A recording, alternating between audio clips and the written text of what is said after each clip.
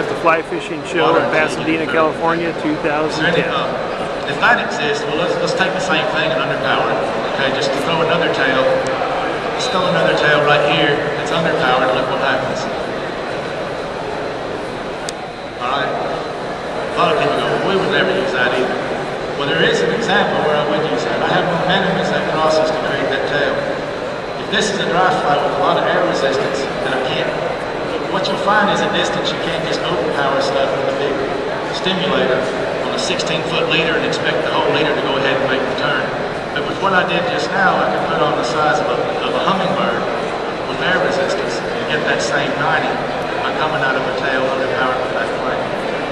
And thus far, I'm doing everything. I'll probably do everything this entire presentation just from right here at this rod plane. I'll probably just stay over here because there's so much. I mean, I could probably give you enough things for turning left and right in piles. Except one thing comes to mind for the tuck cast that we use to nymph fish. How many of you know that already? We talk about tuck cast, know what it's for. We use that to tuck the nymph under by time. The water moves in like, I think of it like sheets of paper. The surface is much faster, of course, than the further we drop down. So it's critical that the nymph is driven in.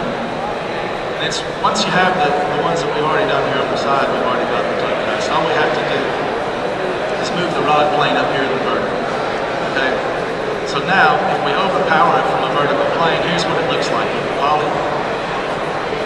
Everybody see the end of it, rise and falls before all the rest of it falls.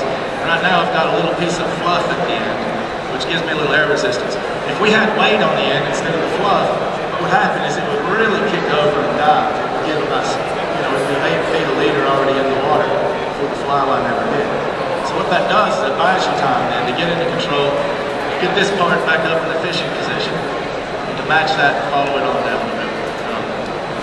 Beautiful cast, the tuck cast. Use it quite a bit.